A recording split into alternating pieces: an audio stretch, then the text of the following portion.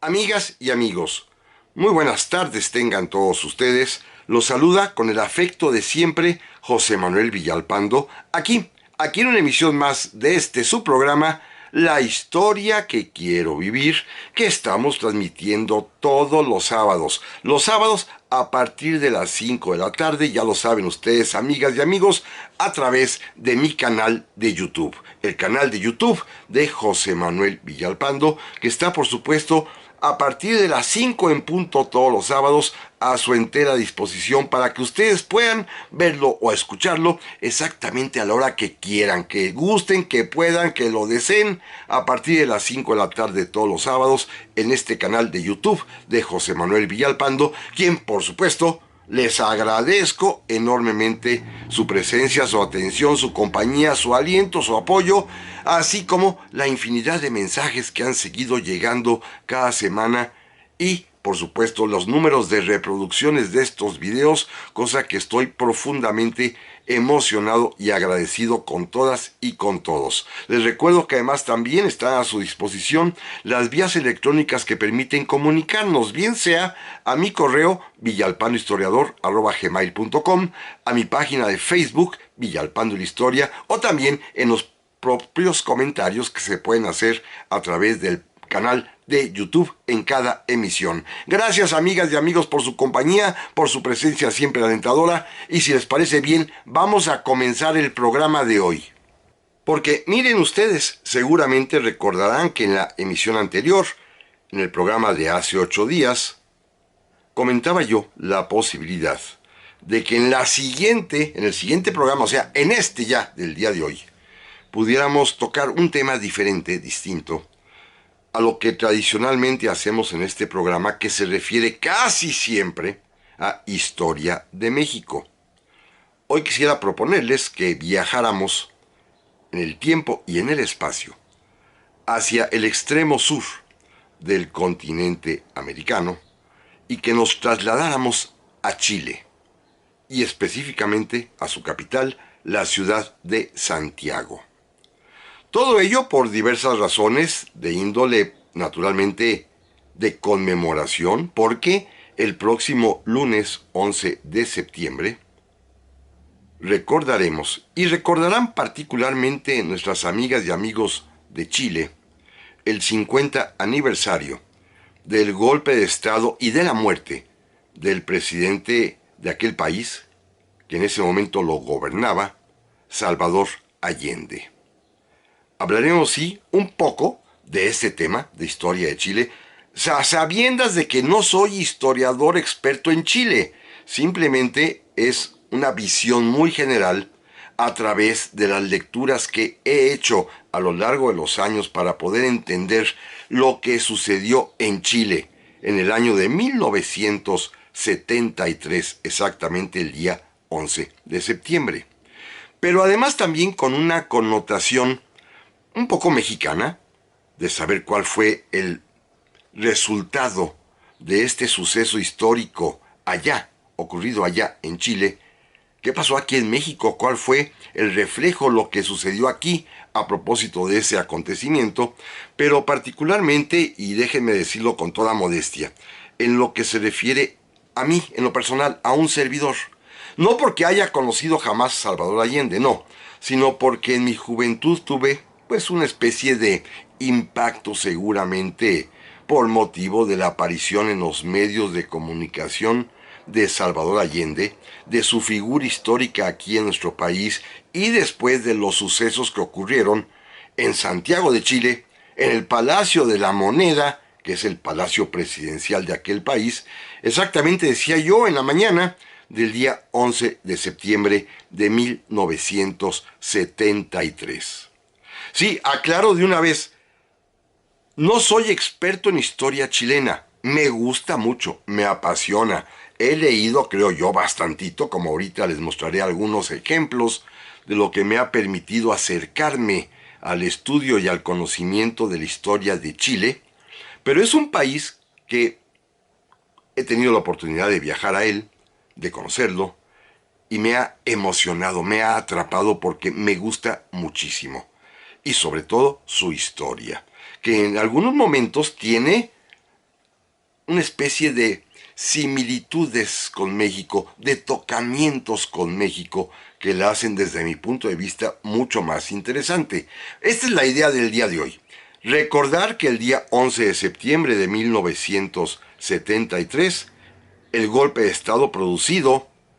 allá en Santiago de Chile va a ocasionar la muerte, suicidio en realidad, pero la muerte del presidente Salvador Allende. ¿Cuál fue el efecto que tuvo en nuestro país antes y después de lo que sucedió en aquella ocasión? Y particularmente, bueno, mi visión muy personal a través de mi vivencia y experiencia que ahorita les voy a narrar si me tienen paciencia y me lo aguantan esta vez, así como de las variadas lecturas que me atrevo a recomendarles y que permiten conocer de una manera más profunda,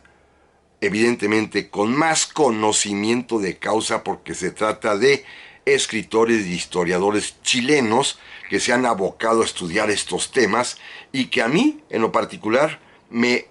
agrada muchísimo, me atrae muchísimo la manera como los chilenos también han podido desabrozar, hacer a un lado la historia de bronce y entrarle a la historia seria, crítica, que es algo muy muy importante para que en la actualidad podamos entender nuestro presente a la luz de lo que ocurrió en el pasado. Y el ejemplo chileno precisamente de lo que pasó allá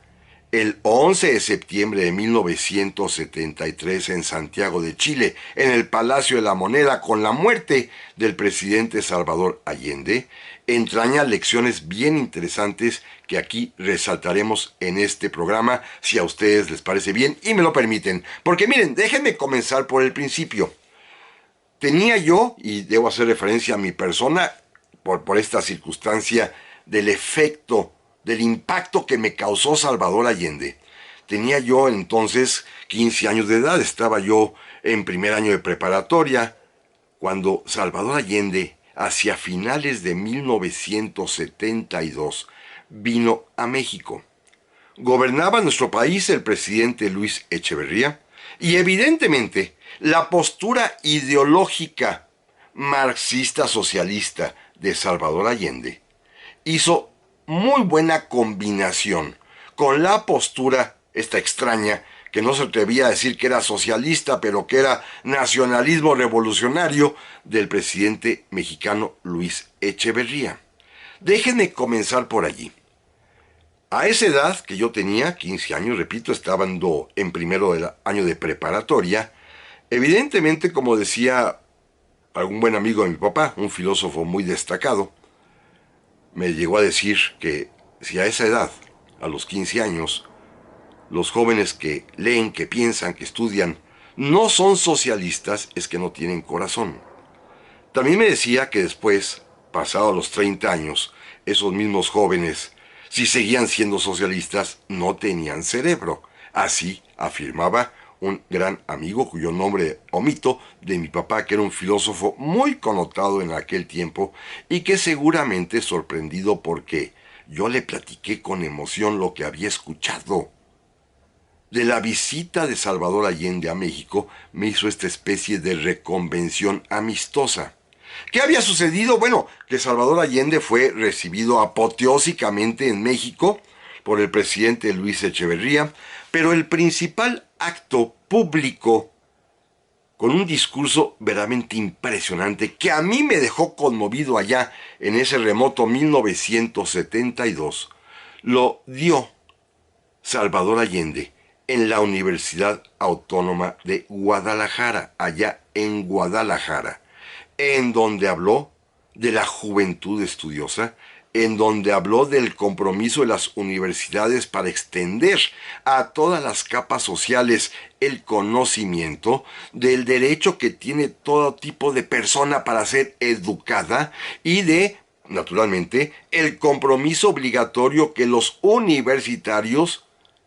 tienen con respecto a su pueblo, a su nación. Fue un discurso muy muy celebrado que, repito, dictó en la Universidad de Guadalajara. Dura más de una hora, lo pueden ustedes escuchar en YouTube. Ahí se encuentra acompañado del presidente Luis Echeverría. Y ese discurso a mí me impactó, lo confieso.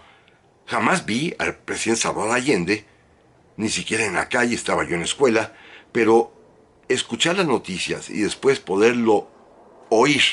en ese momento en las estaciones radiofónicas que se transmitió íntegro y con el paso del tiempo poderlo ver ya en YouTube, en donde se encuentra reproducido y ustedes podrán fácilmente encontrarlo, a mí, a esos 15 años de edad, me impactó sobremanera Salvador Allende.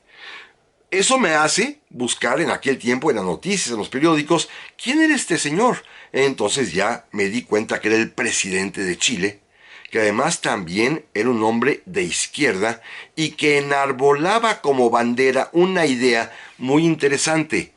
la vía chilena hacia el socialismo, que no tenía nada que ver con las grandes revoluciones como había sucedido o en la Unión Soviética o en Cuba, sino que el socialismo chileno se había alcanzado de manera democrática porque Salvador Allende, que ya había competido en varias elecciones presidenciales en su país, había finalmente, en la cuarta oportunidad que tuvo, obtenido el triunfo electoral y por mandato del pueblo se había convertido en presidente de la República de Chile. Esto es lo poco que yo sabía en aquel tiempo, y escucharlo en Guadalajara, repito, me dio una sacudida muy fuerte, un impacto muy muy grande. Pero de esto, amigas y amigos, vamos a platicar en un momentito más. Ya estamos aquí, amigas y amigos, para el segundo bloque del programa de esta semana, que estamos, en esta ocasión, viajando en el tiempo y en el espacio para ir 50 años atrás, al día 11 de septiembre de 1973, a la ciudad capital de Chile, Santiago, y específicamente al Palacio Presidencial, el Palacio de la Moneda, en donde será el escenario trágico del golpe de Estado y muerte del presidente de ese país, Salvador Allende. Estoy simplemente poniendo como antecedente el impacto que a mí me causó la presencia y las palabras del propio Salvador Allende aquí en México, en la Universidad de Guadalajara, en donde, acompañado por nuestro presidente Luis Echeverría, pues tuvo una recepción apoteósica tanto en la capital de Jalisco como en la capital del país, aquí en la Ciudad de México, y fue pues declarado, por supuesto, huésped de honor por la sintonía de aspiraciones, llamémosle así, políticas o sentimientos políticos que tenía el propio Salvador Allende y que también tenía nuestro presidente Luis Echeverría, que sin embargo no se atrevió nunca a declararse de izquierda. Salvador Allende sí lo hizo porque llegó al poder, llegó a la presidencia por la vía democrática. Esto es lo poco que sabía yo en aquel tiempo, que en el cuarto intento, decía yo en el bloque anterior, finalmente había alcanzado la presidencia de la República por el voto popular. Eso es lo que sabíamos los mexicanos, lo que se leía en los periódicos, pero faltaba un dato fundamental que yo conocería mucho tiempo después. Sí, Salvador Allende llegó por el voto popular, pero un voto popular mínimo. En la elección presidencial chilena de 1970 compitieron 3 candidatos, uno de ellos por los partidos de izquierda, el Partido Socialista y el Comunista Unidos, fue Salvador Allende. Pero también compitió el Partido Demócrata Cristiano y también compitió el Partido Nacional, que era de derecha. Y las diferencias de votos son verdaderamente extraordinarias. Salvador Allende ganó porque alcanzó el 36% de los votos, pero alcanzó el 34% la democracia cristiana y el 32% la derecha. Es decir, muy pegaditos.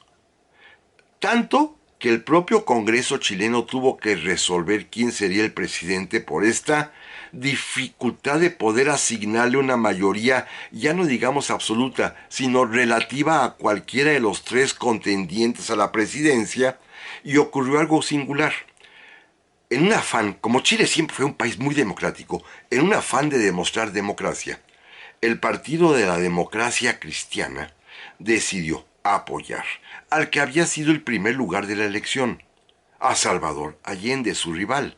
en este efecto caballeroso de demostrar que Chile, país demócrata por tradición, que todo el siglo XX no había tenido un solo intento de golpe de Estado donde las reglas de la democracia se cumplían a cabalidad. En ese momento, tan competida, tan cercana a las diferencias en los votos electorales de cada candidato, la democracia cristiana, dando un paso de caballerosidad, decidió apoyar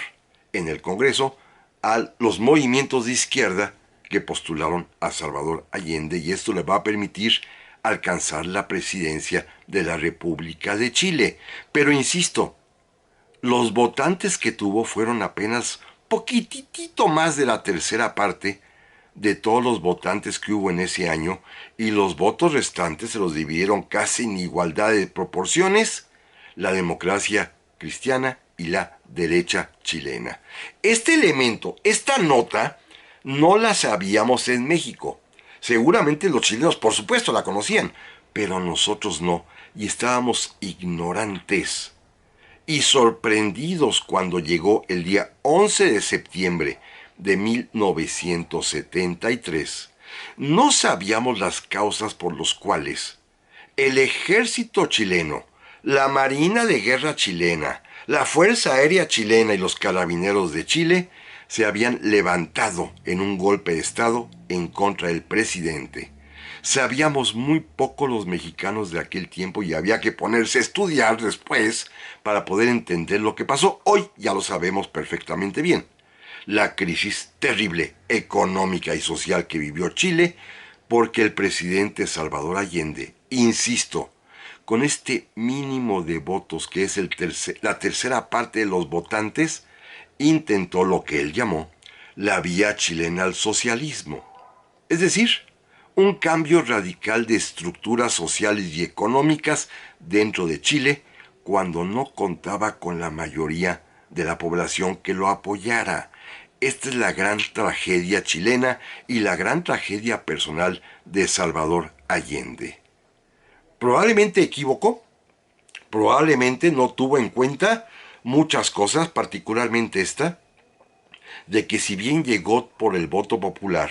era un voto popular minoritario y embarcó a todo el país en su gran transformación hacia el socialismo, que iba a implicar muchísimas cosas serias y muy graves, de las cuales yo ya me enteré mucho más adelante a través de la lectura de libros que enseguida les voy a platicar, que son importantes para entender desde el punto de vista chileno y de ambas tendencias, de izquierda y de derecha, lo que aconteció en aquellos años terribles, particularmente ese último de 1973, cuando el 11 de septiembre se da el golpe de Estado en contra de Salvador Allende. Miren, es interesante esto. El presidente Allende, y esto lo sabría yo, repito, ya después, intentaría una serie de reformas, para empezar, de índole económica, nacionalizando, lo cual fue muy aplaudido inclusive por los partidos de oposición, el cobre, el mineral quizás más abundante de Chile, que es un primer productor mundial de este metal, el cobre, y que estaba en manos, por supuesto, de compañías extranjeras. Y Salvador Allende resolvió nacionalizarlo. Repito, fue aplaudido hasta por sus enemigos de oposición. Hasta ahí la cosa va muy bien. El problema está cuando se puso también a nacionalizar empresas productoras de todo tipo de alimentos, de cualquier utensilio propio de la cocina, en fin, una política de nacionalización designando interventores del gobierno en las empresas para que con el apoyo de los trabajadores pudieran ya organizar de manera colectiva la producción. Esto va a ser un golpe muy, muy terrible porque fíjense bien, la resultante económica, independientemente de que estaban los trabajadores muy contentos ahora que ya eran dueños de los medios de producción, pues la vertiente económica no la podía ignorar y esto va a ocasionar que las fábricas comiencen a fallar, que ya no produzcan lo que debían producir, que los procesadores de alimentos ya no hagan lo propio, y viene una terrible escasez de alimentos en todo Chile. Y esto, pues no lo sabíamos en México, lo vivían y lo percibían los chilenos, y va a ser una de las causas fundamentales que orillen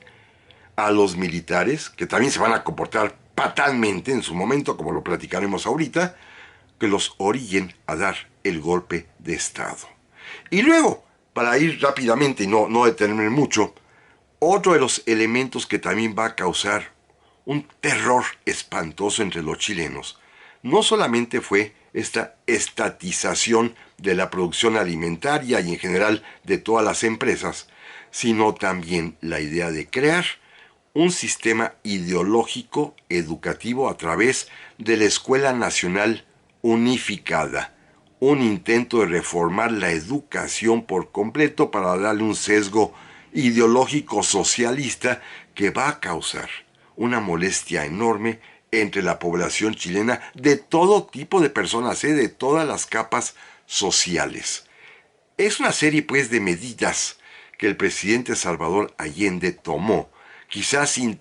tener en cuenta que su posición era constitucionalmente endeble porque estaba allí, sí por mandato popular, pero por un mandato popular de nada más el 36% de los chilenos, porque el resto, el 64% restante, habían votado por otros candidatos. Este es el gran error político que tuvo la derecha y el centro en Chile, de que a un candidato popular que, repito, llevaba ya 3 intentos por alcanzar la presidencia, en la cuarta, en lugar de ofrecerle un solo candidato como alternativa para poder enfrentarlo,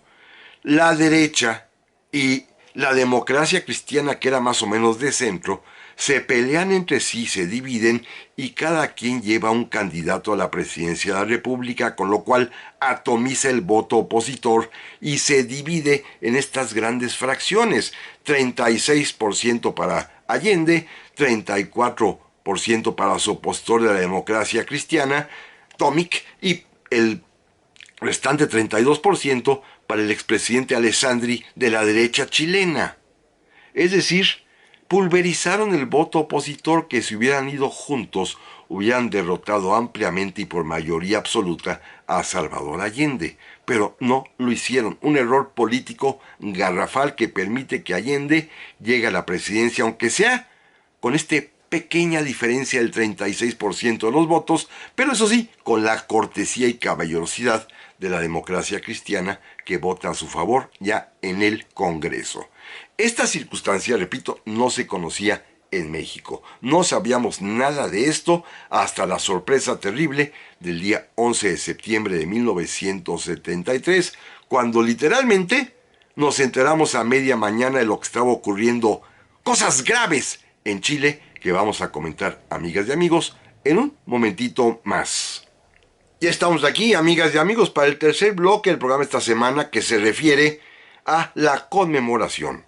que ocurrirá el próximo lunes 11 de septiembre del 50 aniversario del golpe de Estado y de la muerte del presidente allá en Chile, Salvador Allende, a partir pues del relato histórico que me permito hacer simplemente con lo que poquito que se sabía en aquel tiempo. Ahorita lo sustentaré ya con una serie de libros que quiero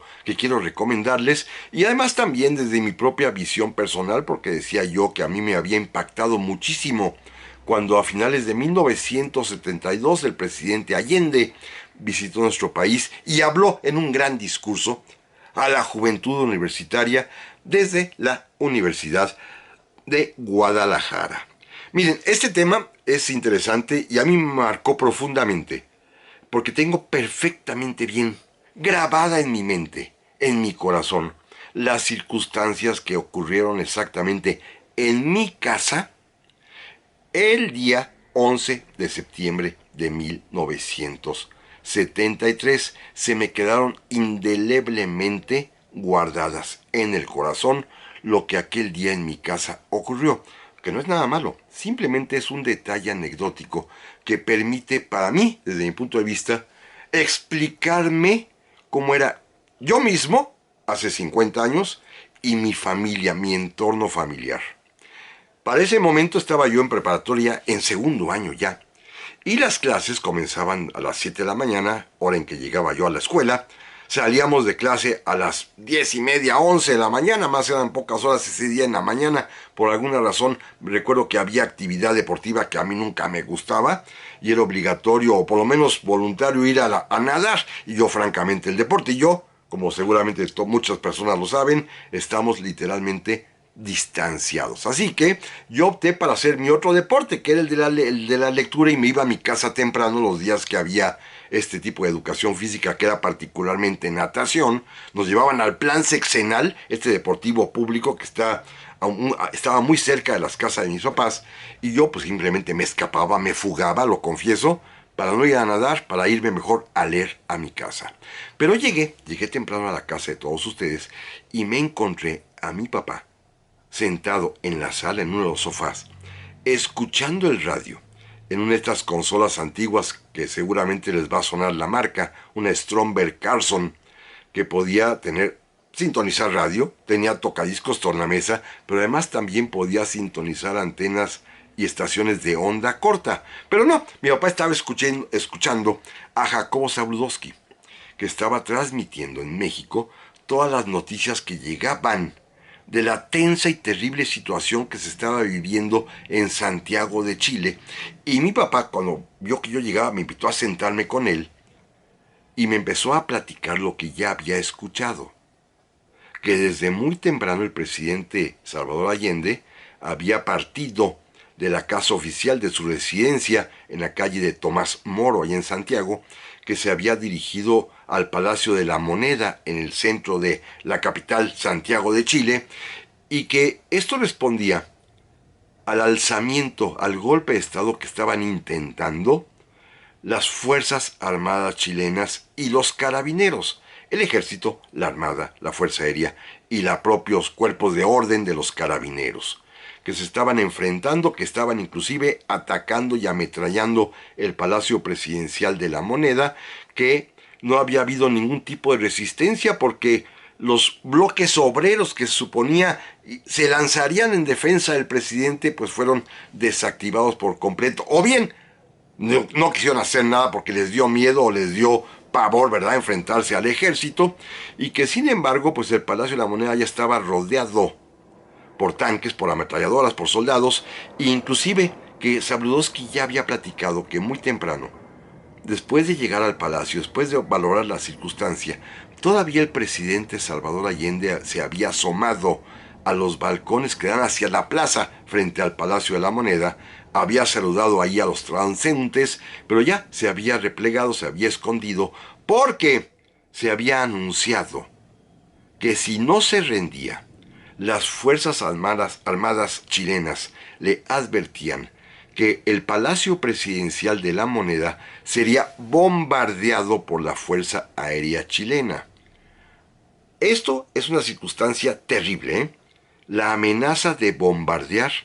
con los aviones de la Fuerza Aérea el Palacio Presidencial, algo nunca visto en la historia de Chile ni historia de América. Chile había sí tenido golpes de Estado previos en el siglo XIX, pero llevaba ya pues por lo menos todo lo que corría el siglo XX en santa paz, con democracia plena, con cambios inclusive en las tendencias de los presidentes. Ya en los años 40 había habido un gobierno socialista, no había pasado mayor cosa, y la alternancia en el poder se daba de manera muy tranquila, pero aquí la atención había llevado a los militares a levantarse en armas. Zabludowski, yo lo recuerdo perfectamente bien, explicó que el propio presidente Salvador Allende todavía unos días antes había intentado convocar a un referéndum, a un plebiscito para saber si se quedaba o no, porque el Congreso, en el cual tenían mayoría los opositores, aunque no suficiente, le habían dado un voto de censura.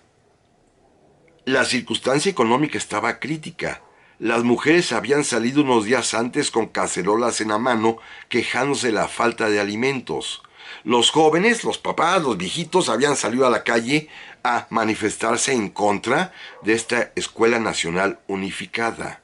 Había habido un pequeño intento de golpe de Estado, el tanquetazo en junio, cuando unos militares quisieron sublevarse, pero estaban las cosas muy, muy tensas en Santiago. Cuando yo llegué a la casa esa mañana, que mi papá me invita a sentarme, que mi mamá andaba por ahí porque también venía a trabajar, tenía que irse a su siguiente escuela, mi mamá también era profesora, Pues nada más recuerdo muy bien que nos dio unos sopes o alguna cosa así porque mi papá quería quedarse a escuchar. Hasta las 3 de la tarde se iría ya a su otro trabajo en la universidad. Pero yo me quedé todo el santo día escuchando y me tocó escuchar el mensaje último que Salvador Allende, a través de una estación de radio, la única que sobrevivía todavía ahí en Santiago, lanzó al pueblo chileno, en donde les dijo y les pidió que el pueblo no debía sacrificarse, que no se ofreciera su pecho descubierto casi casi a los soldados y al golpe de Estado, sino que el pueblo tenía que esperar. Y como dijo él en palabras muy muy poéticas, porque algún día se abrirán de nuevo las alamedas para que el hombre libre pueda caminar por ellas. Y fue cuando dijo esas palabras que a mí me impactaron profundamente en el corazón, y lo escuché yo en radio, y se puede todavía escuchar esta versión en internet, en YouTube, cuando dice: tengo fe en Chile y su destino. Palabras que a mí se me quedaron grabadas y que, déjenme decirles, me adelanto,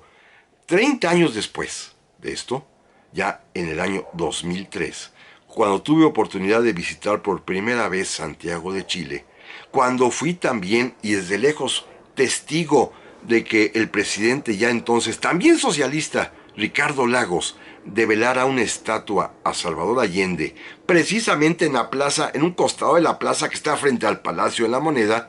Salvador Allende está de pie caminando y abajo, en la peana, en la base de la estatua, dice claramente: tengo fe en Chile y su destino. Las palabras postreras finales de Salvador Allende. Bueno, en mi casa escuché eso, pude escucharlo, y después el ritmo de los acontecimientos. Efectivamente, los aviones Harrier de la Fuerza Aérea Chilena bombardearon el Palacio de la Moneda, lo cual va a obligar a que el presidente Allende le pida a muchas de las personas que estaban allá adentro con él, particularmente sus propias hijas, las demás mujeres y los no combatientes, a que salieran del Palacio Presidencial. Y al final de cuentas, la noticia fue que el presidente Allende, Salvador Allende, había fallecido allí en el Palacio de la Moneda. Esta fue la noticia muy escueta, y durante muchísimo tiempo se pensó que había fallecido a causa precisamente del fuego de las Fuerzas Armadas alzados en su contra, pero ya tiempo después comenzaron a aparecer las versiones que son ya las auténticas y oficiales hoy en día, que es el propio Salvador Allende, en un acto extremo ya de dignidad última para no rendirse, es quien se quita la vida él. Él en persona se suicida. Con esto va a terminar aquel aciago día, que repito, la transmisión en México, comentando las noticias y alguna que otra cosa en vivo que se transmitía desde Chile, nos legó a nosotros Jacobo Zabludowski, que también ya en paz descanse, y que me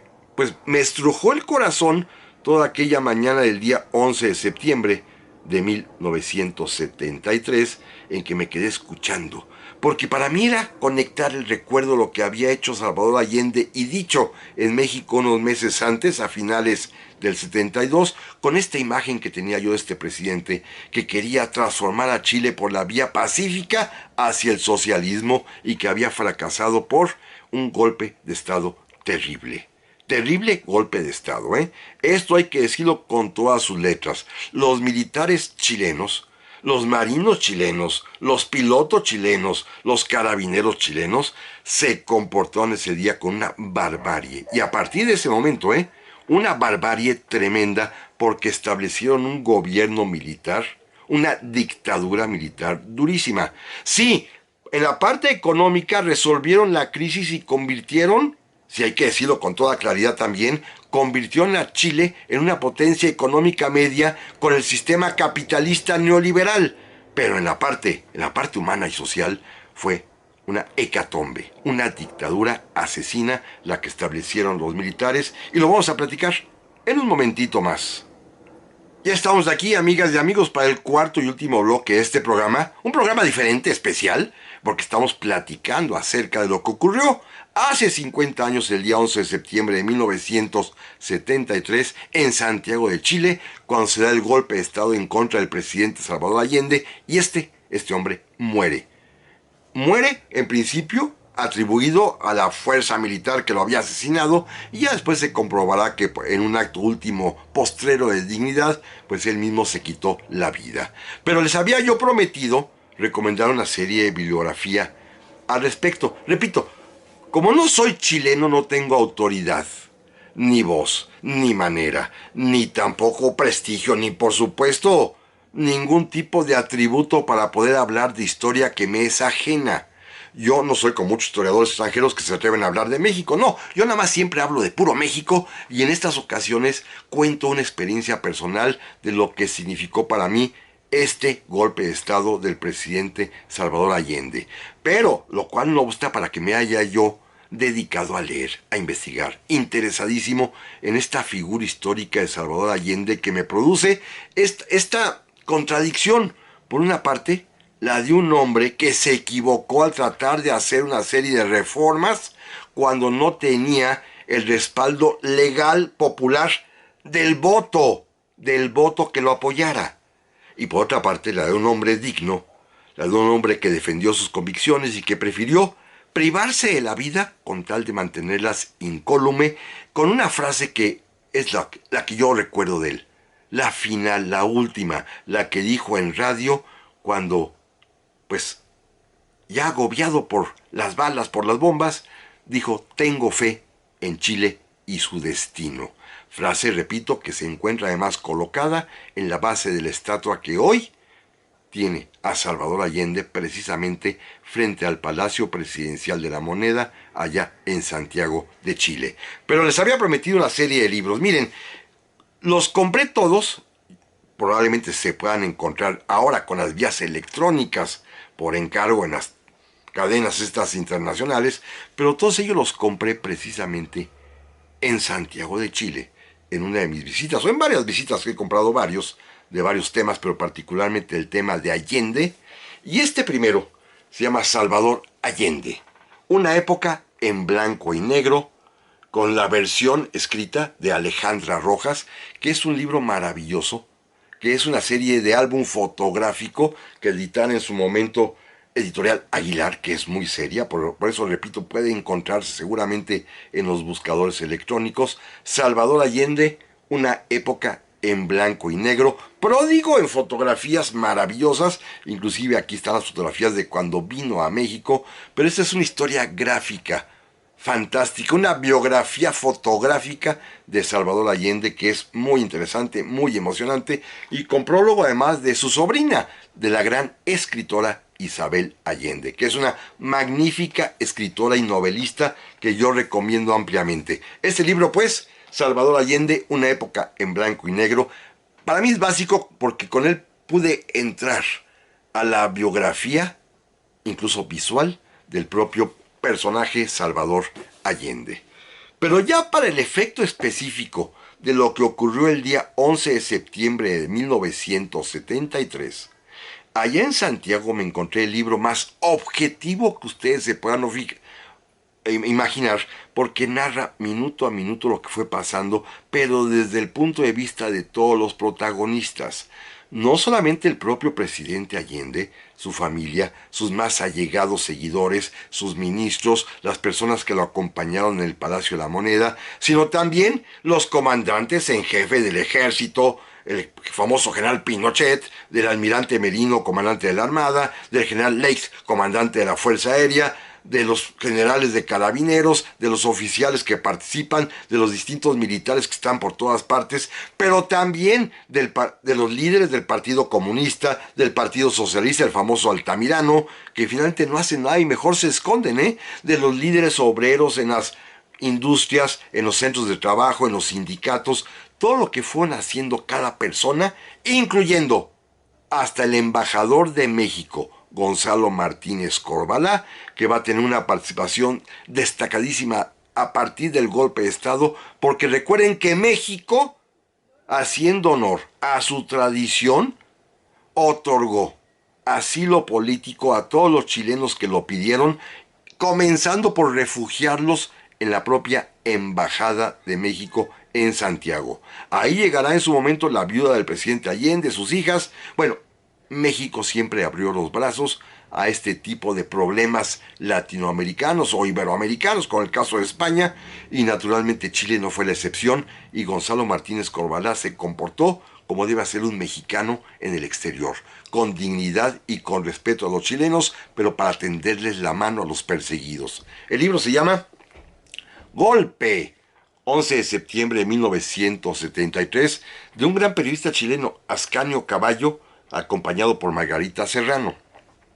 Es un libro imprescindible, ¿eh? Es un libro, repito, imprescindible, valiosísimo, detalladísimo, narra casi minuto a minuto desde todas las perspectivas, desde todos los actores, desde todos los testigos, todos los que tienen algo que decir en ese momento o los que tuvieron algo que hacer también en esos instantes, están aquí relatados en este libro magnífico, repito, de veras, fundamental, que se llama Golpe, 11 de septiembre de 1973, de Ascanio Caballo, también de Editorial Aguilar. Estoy seguro que se puede encontrar en los buscadores en internet, y es un libro, repito, fundamental.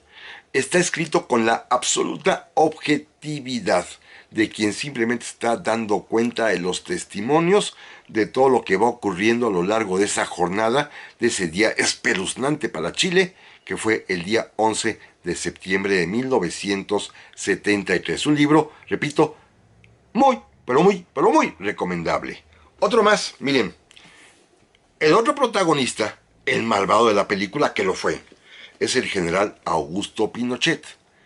Existe una estupenda biografía, lo más objetiva posible, sin desconocer que se trata de un personaje terrible. Tiene una biografía seria que escribiera en su momento Gonzalo Vidal.